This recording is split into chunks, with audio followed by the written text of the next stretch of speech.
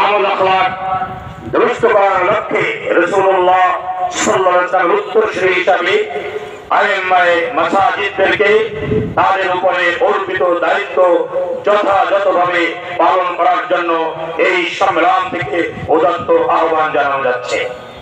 2, ওয়ারাসাতুল আম্বিয়া সম্মানিত আইম্মায়ে মাসাজিদ উলামায়ে কেরামদের প্রতি এই সম্মেলন থেকে আহ্বান জানানো যাচ্ছে যে মুসলিম উম্মাহর ক্রান্তিকালে সকলকে ঐক্যবদ্ধভাবে সঠিক পথের দিশা দানের দায়িত্ব আম্বিয়ায়ে কেরাম আলাইহিস সালামের উত্তরসূরি হিসাবে সঠিকভাবে পালন করার জন্য আইম্মায়ে মাসাজিদের প্রতি উদাত্ত আহ্বান জানানো যাচ্ছে।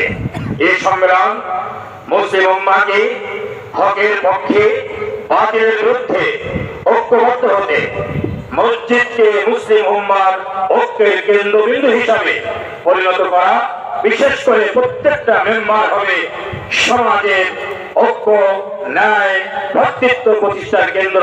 এভাবেই আইম্মায়ে মাসাজিদদেরকে দায়িত্ব পালনের জন্য এই সম্মেলন থেকে উদাত্ত আহ্বান জানানো যাচ্ছে।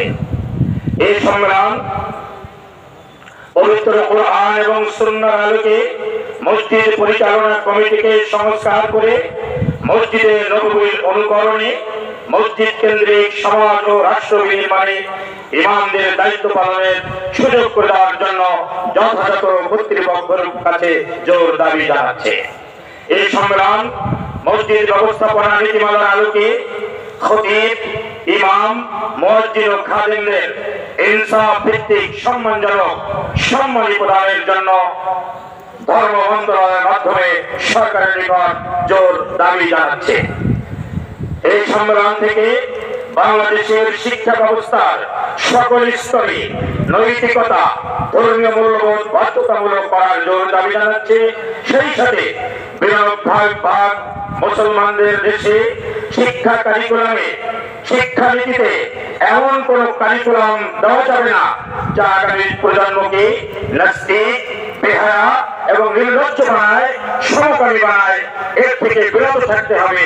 সেই সাথে প্রাথমিক থেকে উচ্চ সকল পর্যায়ে ধর্মীয় শিক্ষা, কোরআন শিক্ষাকে বাধ্যতামূলক করতে হবে এবং প্রাথমিক স্তরের সকল শিক্ষা প্রতিষ্ঠানে কোরআনের শিক্ষক, হাফেজে কোরআন, নারী অথবা ধর্মীয় শিক্ষক অবশ্যই নিয়োগ দেওয়ার ব্যবস্থা করতে হবে।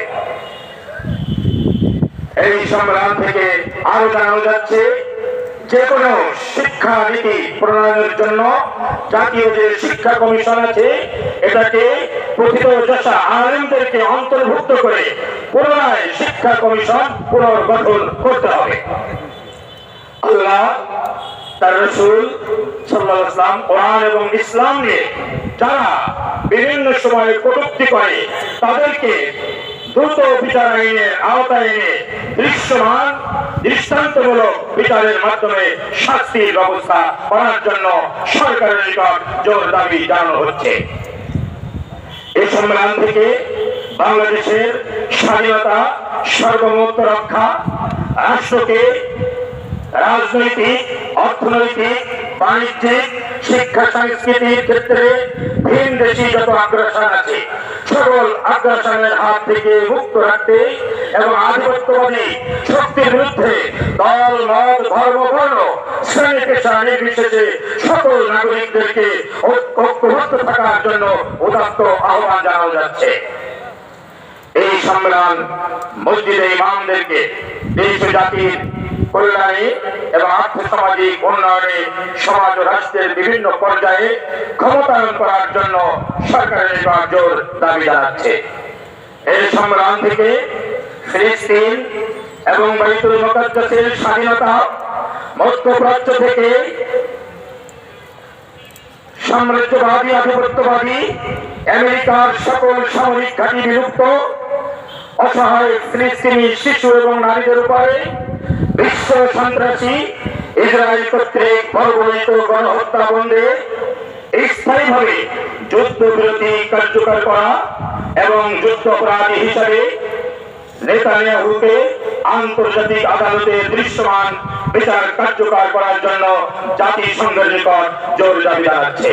সেই সাথে মুসলিম মাজলুম ফিলিস্তিনিদের আত্মনাদে সাড়া দিয়ে وما لكم لا تقاتلون في سبيل الله والمستضعفين من الرجال والنساء والولدان الذين يقولون ربنا أخرجنا من هذه القرية الظالم أهلها واجعل لنا من لدنك وليا واجعل لنا من لدنك نصيرا يا أخوان আজকে চলছে ফিলিস্তিনের নারী এবং শিশুদের থেকে দুর্বল অসহায় মানুষদের থেকে এই আত্মনাদের সাড়া দিয়ে এই সংগ্রাম থেকে আমরা আহ্বান জানাচ্ছি সম্মিলিত মুসলিম সামরিক বাহিনী গঠন করে সন্ত্রাসী ইসরায়েলের বিরুদ্ধে সর্বাত্মক জিহাদের আহ্বান জানানোর জন্য ওআইসিকে দ্রুত ব্যবস্থা গ্রহণ করতে হবে।